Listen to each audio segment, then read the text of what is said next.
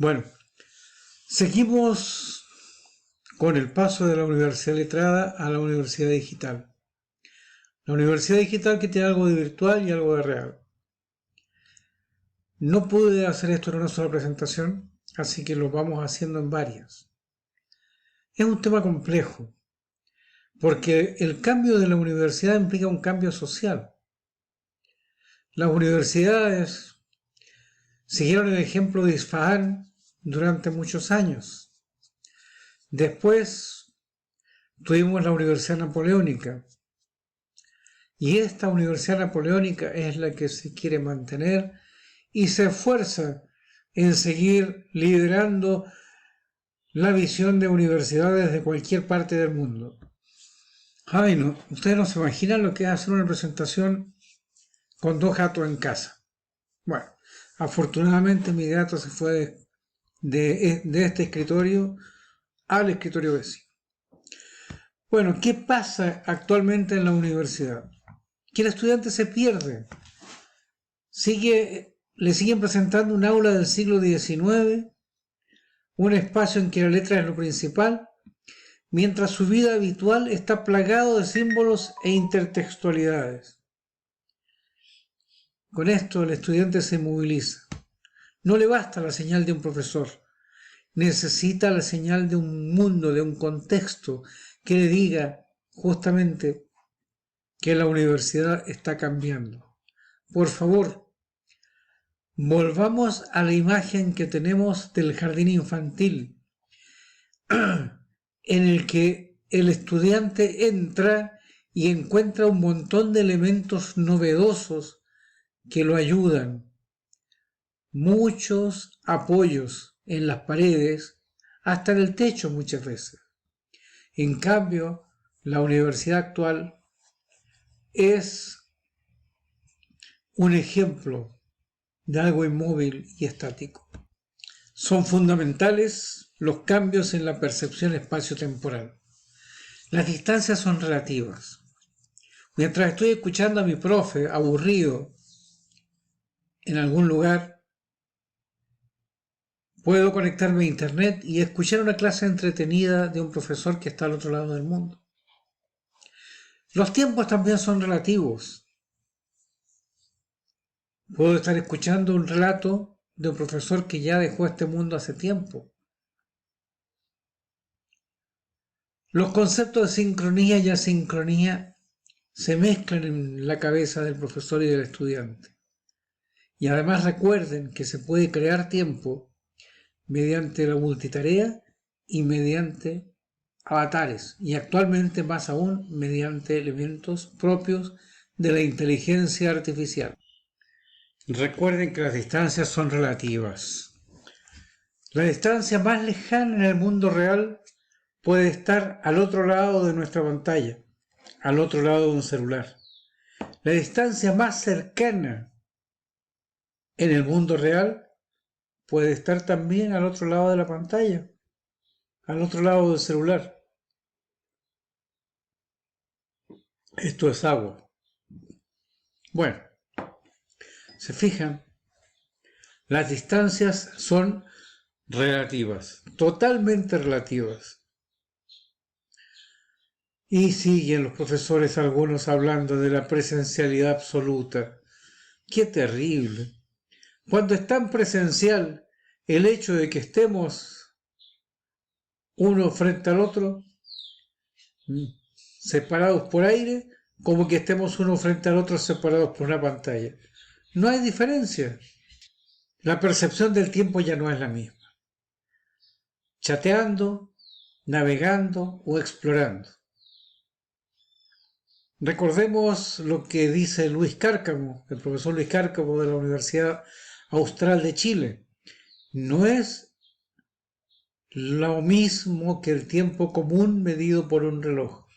Esto ha cambiado. Además, en nuestro tiempo de sociedad digital, podemos crear tiempo.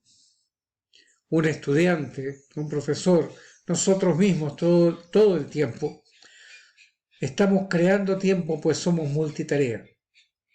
8 horas durmiendo, 2 horas chateando, 4 horas escuchando música, 3 horas jugando, 6 horas en clases, 2 horas estudiando, 1 hora en Facebook, 1 hora en cualquier otra red que a usted le guste, TikTok, Instagram, etc.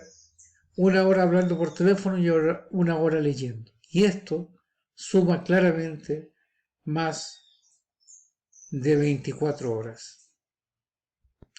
Más aún si incorporamos las nuevas herramientas de inteligencia artificial que nos permiten ganar más tiempo. Haga la prueba con ChatGPT. Mire las grabaciones que ha dejado en YouTube el profesor Fernando Mascarelos. Realmente son avatares creados por la inteligencia artificial más allá de lo que se esperaba crear en el sistema Second Life o más recientemente en el metaverso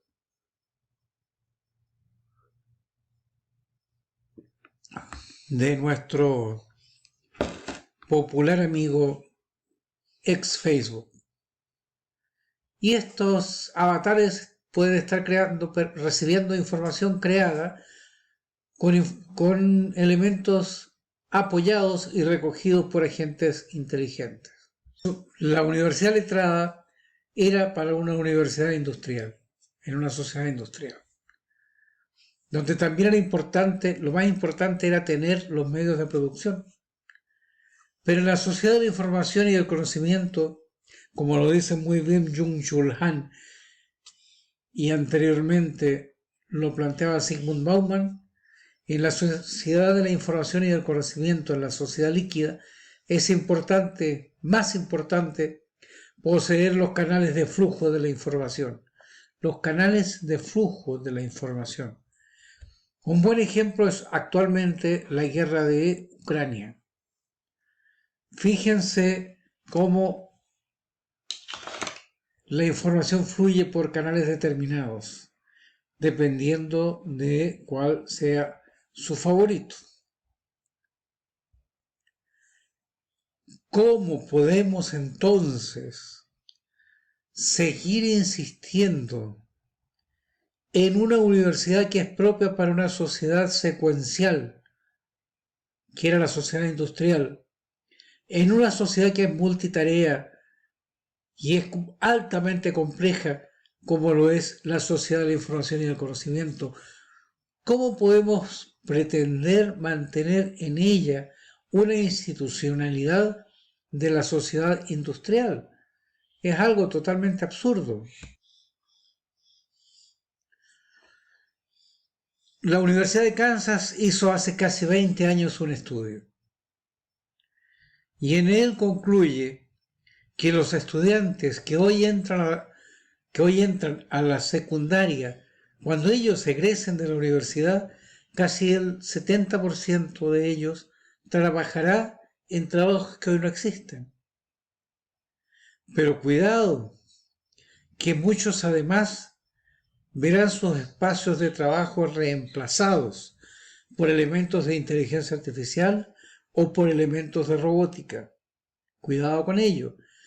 La autonomía de los coches traerá nuevos empleos, pero al mismo tiempo traerá el desaparecimiento, por ejemplo, de la profesión de chofer, de la profesión de taxista y similares. Así que veamos qué trabajos se mantendrán todavía y con cuáles los estudiantes podrán vivir y desarrollarse y ser felices en una sociedad que concebimos diferente, pero no sabemos cuál diferente será. Veamos, para que nos hagamos una idea, cómo va cambiando la web, que es nuestro principal elemento de continuidad. Me muero un poquito la cámara. Bueno, hasta el 2002, y soy exacto, la web era unidimensional y plana. Era como estar en una gran plaza en la que estaban todas las personas que participaban en la web. Pero a medida que vamos entrando en la sociedad digital y profundizando en ella, se van creando, más allá de nuestras percepciones iniciales, un entorno tridimensional, con relieves, sitios y espacios de mayor visibilidad, valles y montañas, ríos de información, etc. Atención a ello, atención a este cambio. Muchos espacios de colaboración. Se va demostrando cada vez más que el humano es humano porque sabe colaborar y colaborar en grandes cantidades y construir conocimiento de forma compartida. La batalla entre los Neandertal y los Sapiens se dio a favor de los Sapiens por la diferencia que tenían de colaboración, de capacidad de colaboración. La fuerza que tenían los Neandertal jugó en su contra, pues con juntar a 10 o 15 individuos les bastaba para capturar, digamos, un mamut. En cambio, los Sapiens, que eran más pequeños y más débiles, necesitaban juntar a más gente. Y ello fue lo que les llevó a colaborar. Fíjense si la colaboración es importante. Fijémonos en ello.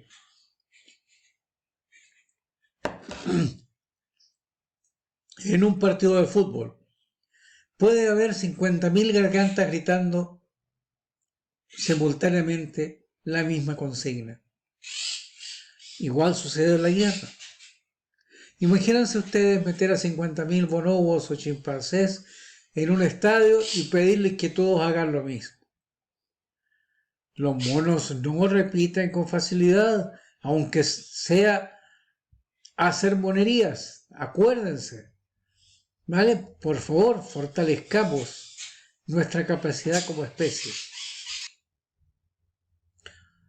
La web ha cambiado.